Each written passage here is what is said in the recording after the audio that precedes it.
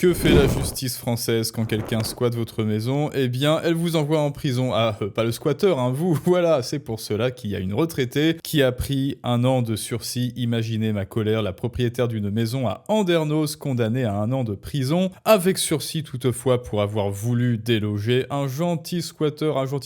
Et c'est elle, regardez, c'est elle, la méchante Karine. Alors, passez le cas le guédard, une autre Karine, mais c'est une méchante, croyez-moi, elle a voulu déloger son squatteur et en plus, les policiers lui ont averti, ils lui ont dit non, c'est la maison du squatteur, c'est la maison de monsieur, vous n'avez pas le droit de rentrer chez lui. Enfin bref, c'est comme cela que cela marche en France, hein. C'est pas la première vidéo qu'on a fait sur les squats, je devrais peut-être faire une playlist juste pour les vidéos sur le squat en France et celle-là, je pense que c'est dans le top 1, je pense que c'est la chef Karine car elle vaut son pesant en cacahuètes. Alors allons-y les amis, qu'est-ce qu'a à nous dire Karine pour sa défense? Parce que la justice et le squatteur, eux, non, ils n'auront jamais à se justifier en France et on voit ça ensemble tout de suite.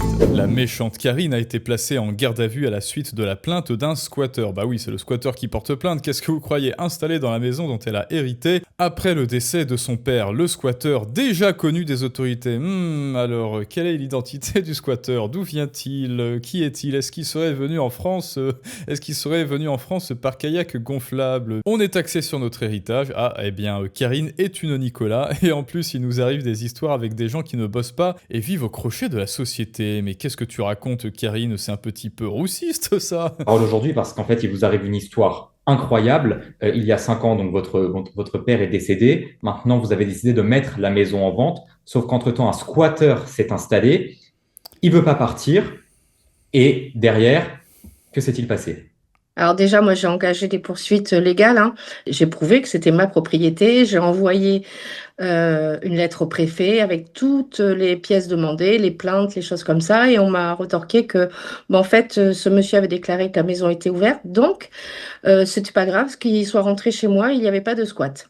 Ah ouais, c'est pas mal ça. Je déclare, monsieur le préfet, que la maison était ouverte, alors c'est chez moi. Donc il vous suffit juste d'aller dans une maison où il y a quelqu'un, bah voilà, il est dans son jardin, donc il a laissé la porte ouverte et ensuite vous vous engouffrez dans sa maison et hop, vous fermez vite à clé, vite, pour qu'il puisse pas rentrer et vous tenez comme ça 48 heures et hop, c'est bon, c'est chez vous. Elle est pas belle la vie en France pour les squatteurs. Oui, parce que Et quand une maison n'est pas occupée, le squatter peut y aller, même si elle appartient à quelqu'un, cette maison. oui, apparemment, suivant la loi, oui, ce qui est comme, enfin voilà, ce qui est Ouais, mais n'oubliez pas, la propriété privée en France, elle existe parfaitement, elle existe. C'est la loi qui me l'a dit, c'est l'État français qui me l'a dit, et donc, bah, c'est vrai, quoi. quand même hallucinant parce qu'on est quand même propriétaire. Et donc, ce monsieur s'est installé, a installé l'électricité, là même, elle a installé la fibre. Ouais, Et, et pour des raisons d'anonymat, nous appellerons, nous appellerons le squatteur Aboubacar. et fin septembre, alors, faut savoir que c'est un individu quand même qui n'est pas blanc-bleu, on va dire, hein, qui a quelques démêlés avec la justice, apparemment. Et il s'est fait agresser. Je t'arrête tout de suite, espèce de Karine Lafa, plus loin schiste. Tu n'as aucun moyen de prouver ce que tu avances, d'accord? Ok. Et puis de toute façon, en quoi le fait qu'ils viennent du nord du sud, ça fait qu'ils voulaient forcément squatter une maison en France, hein? Et puis quoi, je te trouve un petit peu intolérante. Quelque part, c'est bien fait pour toi, Karine. Et les deux personnes qui l'ont agressé ont été interpellées et celles-ci ont déclaré que en fait, c'était moi qui avais tout commandité pour le faire partir. Donc, je me suis retrouvée en garde à vue. Et tout ça, ça vous a quand même... Ah oui, et sans preuve, je présume. Oui, il y a des gens qui ont cassé la gueule du pauvre Aboubacar, qui ont cassé la gueule du pauvre Aboubacar, et donc bah, c'est forcément Karine qui les a engagés. Et puis quand bien même, elle les aurait engagés. En fait, c'est sa maison, hein, voilà, la justice ne veut rien faire. Alors oui, je sais, il faut pas se faire justice soi-même, etc. Mais bon, à un moment donné, voilà. Dites-moi ce que vous en pensez en commentaire quand on est une propriétaire. Oui, là, je parle au premier degré, quand on a perdu sa maison et qu'en plus la police vous dit vous n'avez pas le droit d'entrer chez monsieur Aboubacar. Bon, à un moment donné, voilà, on est désespéré et aux grands mots, les grands remèdes. fait perdre 80 000 euros Ouais. sur la vente de la maison. Oui, parce que du coup, comme la signature définitive de la maison devait se faire donc le 10, là, le 10 octobre, c'est tout récent. Effectivement, dans la promesse de vente, le bien devait être libre d'occupants et de biens, comme ils mettent. Et en fait, il y avait quelqu'un. C'est pas normal. Moi, mon papa, il s'est saigné toute sa vie pour que j'ai des biens quand, voilà, à son décès. Déjà, c'est difficile de perdre un... Mais enfin, Karine, tu es en France, de quoi tu parles? Tout revient, tout tort, toute propriété, toute maison que tu détiens est un péché qui te retient. Et l'État français, donc les parasites du haut suivis d'Aboubacar, les parasites du bas, sont là pour te retirer tous tes péchés. Est-ce que tu ne te sens pas plus légère maintenant? Est-ce que tu ne sens pas que tu as expié tous tes péchés sur terre, que tu es enfin exonéré de tout lourd fardeau matériel, bassement terrestre, qui de toute manière ne t'accompagnera ni dans la tombe, ni aux cieux, hein? Franchement, Karine, tu devrais dire merci à l'État français, et tu devrais dire merci à Aboubacar de s'être sacrifié pour toi, d'avoir fait preuve d'abnégation en te retirant, en prenant sur eux, sur leurs petites épaules toutes frêles, le poids de tes péchés matériels. Karine, Aboubacar s'est sacrifié pour toi, et je te trouve bien ingrate comme propriétaire. par an. Et en plus, on est taxé par les impôts, c'est pas possible. On vous prend un quart de votre héritage. Et en plus, Oui, dans le meilleur des cas, hein. il nous arrive des affaires comme ça à cause de gens qui ne travaillent pas, qui vivent Allez, dis-le. Non, allez, j'arrête. au crochet de la société. Moi, je bosse.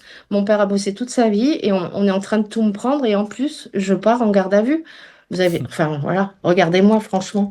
C'est ce que j'ai dit aux gendarmes. J'ai dit, est-ce que vous pensez que moi, là, je suis à ma place en garde à vue alors qu'il y a quelqu'un qui est dans mon domicile? Et moi, j'aurais bien aimé savoir ce que la police lui a répondu. Ça doit aussi, ça, valoir son pesant de cacahuètes. Mais bon, très certainement que l'agent lui a fait un petit argumentum ad legem, c'est-à-dire, il lui a juste sorti c'est la loi, madame, c'est la loi. C'est-à-dire, là, implicitement, je ne vous donne aucune empathie, je suis à mon travail, et donc, c'est la loi. Et au final, eh bien, je m'enfuis de la réponse que vous attendez, qui est effectivement, bah, bien sûr, non, non, vous n'avez rien à faire ici. C'est effectivement ce que je pense en tant qu'être humain, mais là, pour ne pas prendre de risques, parce que les caméras sont allumées, eh bien, je vous dis, c'est la loi, madame, c'est la loi, etc.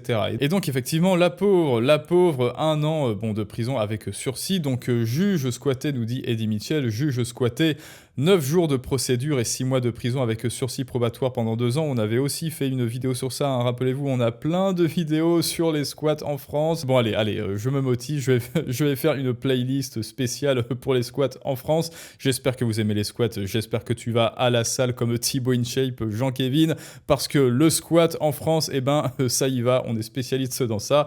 Français squatté, 12 mois de prison avec sursis. Pour le squatté, bien sûr, et puis quoi encore, qui vire le squatteur. Seul un juge peut se faire justice lui-même. Mais moi, ce que je voulais, c'était qu'elle nous parle un peu, des gens qu'elle a engagés, hein, de ces méchants mafieux qu'elle a engagés pour faire le sale travail. Ah, c'est bon, elle a commandité une expulsion illégale du squatteur qui y vivait après avoir tenté de porter plainte. Donc, alors moi, je dis déjà, ça devrait être son droit. Enfin, en fait, non, ça ne devrait pas exister. Les mafieux, je sais pas quoi, les gros bras, les malabars anti-squat ne devraient pas exister. Mais pourquoi? Bah parce que le squat ne devrait pas exister. Dès qu'il y a un squatteur qui ose s'insinuer dans votre maison, il devrait être viré manu militari par la police. Et là, à la place, la police vous met, vous, en garde à vue et il vous dit mais dis donc, qu'est-ce que vous faisiez dans la maison de ce squatteur? Au juste, madame, donc argumentum ad legem, c'est-à-dire je ne te donne absolument aucun gage d'empathie. M'ont répondu que l'occupant était légalement chez lui. Imaginez ma colère, madame la présidente, j'étais complètement désemparé. Bah oui, parce que non seulement elle a perdu de l'argent sur sa maison, non seulement elle a perdu du temps, de l'énergie, des cheveux, de la santé mentale et de l'argent à faire toutes ces procédures, mais en plus elle a perdu de l'argent.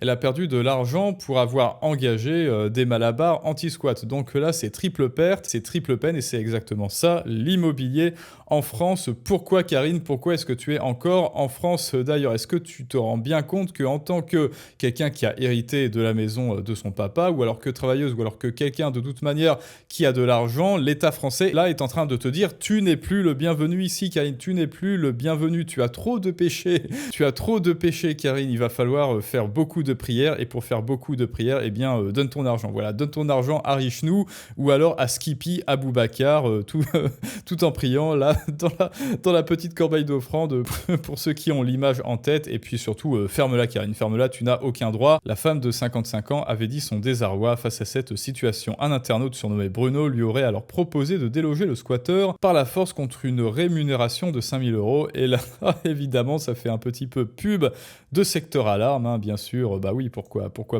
pas. Et un homme toujours en liberté. Oh, mon Dieu, le Malabar anti-squat qui proposait ses services à la pauvre Karine, à la méchante Karine, pardon. Alors 2 hommes rémunérés 200 € chacun. Bah alors je croyais que c'était 5000. Bon, sur ordre de cet homme et de la propriétaire, se sont donc introduits dans la maison avant d'être interpellés et placés en détention provisoire. La propriétaire avait quant à elle été placée en garde à vue et puis ensuite on connaît la suite, 1 an de sursis, tous 3 doivent dédommager. Ah oui, alors ça c'est la meilleure. Tenez-vous bien, c'est bon, c'est le bouquet final, c'est la fin. Tous 3 doivent dédommager à hauteur de 1200 € la victime. Et devinez qui est la victime? Non, ça n'est pas Karine, c'est le squatter. Non, la victime, c'est Aboubacar. La victime au titre du préjudice physique et psychologique subi.